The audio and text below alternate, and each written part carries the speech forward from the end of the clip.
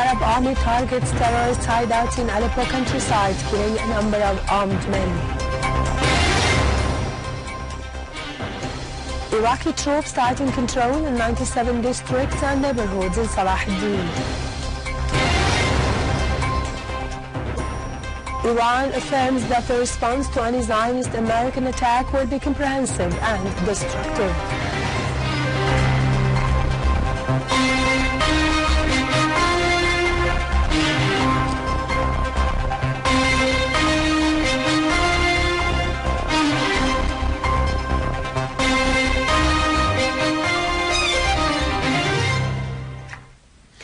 Good afternoon, ladies and gentlemen, and welcome to our news for today. In Aleppo countryside, the Syrian Arab army has destroyed heavy machine gun-provided vehicles and killed a number of terrorists in Khan Tulman, Shwehne and Sheikh Lutfi in the governorate's suburb.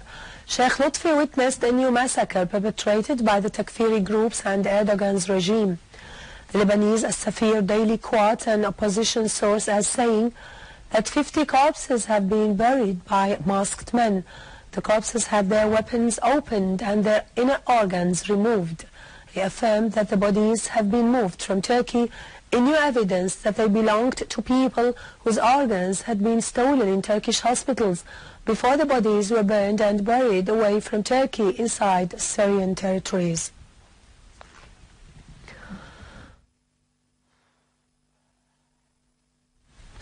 In Daraa suburb, several armed men have been killed or wounded in Kafar Nasij and Tel Hamid. In Homs countryside, Syrian Arab Army unit has thwarted an armed attack by ISIL terrorists which targeted Al-Muhar gas station, eliminating some of them and destroying their vehicles. Others fled into the desert, leaving their weapons and ammunition. In Idlib suburb, several terrorists have been killed or wounded in Broma farms, Al-Bashiriyeh and Abu Duhur.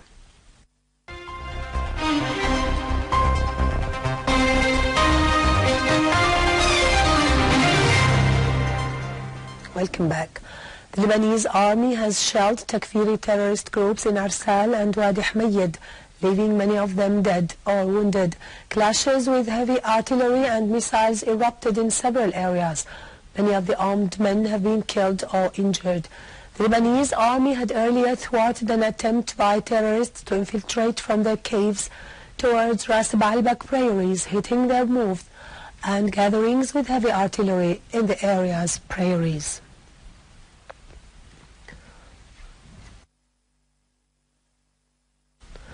Iraqi troops took full control of a number of districts and towns in Salah ad-Din province during a military operation which began several days ago, killing scores of terrorists.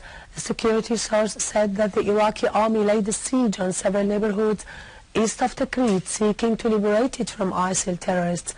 Meanwhile, in Al-Anbar province, 36 ISIL gunmen were killed during clashes with Iraqi troops, which also destroyed 2 armored vehicles and dismantled 30 explosive devices.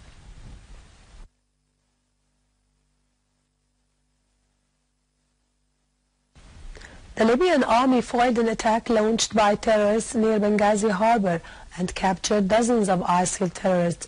2 Libyan Navy officers were killed following a suicide attack this morning near the harbour. A military source stressed that one of Ansar al-Sharia leaders was wounded near Al-Laythi axis. Meanwhile, Libyan security troops foiled an attack by a booby-trapped car near Al-Khalij highway in Benghazi. As part of the military operation conducted by the Tunisian army along the borders with Algeria, a military source announced that 2 terrorists were killed during clashes with the army in Ash-Shambi mountains and Al-Qasrain area. The Tunisian army had been fighting these terrorist groups over the last couple of months, killing a number of them and capturing dozens who were planning to travel to Syria to join terrorist groups there.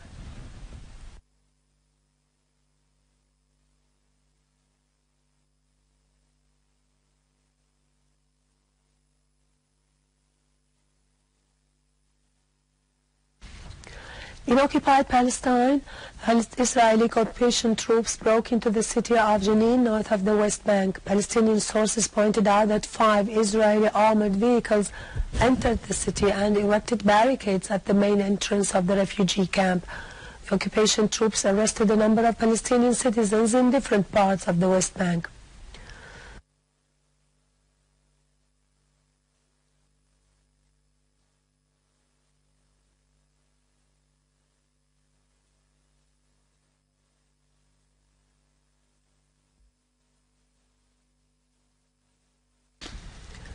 In Gaza Strip, Israeli warships opened fire at Palestinian fishermen in a Sudania area, leaving damages to a number of boats and forcing fishermen to flee the area. Finally, head of the Iranian Shura Council, Ali Larijani, stressed that any military attack by the Zionist state or the U.S. would be met with a powerful and comprehensive response by Iran.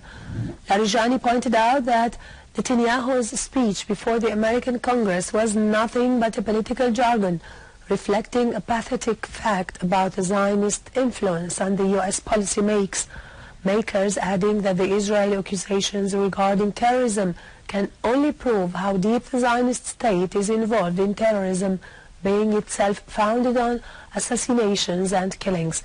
He made it clear that Israel's worries about Iran's peaceful nuclear program was meant to cover up for its arsenal of nuclear weapons, which exceed more than 200 nuclear warheads. He concluded by saying that Iran will never conduct negotiations under U.S. pressures.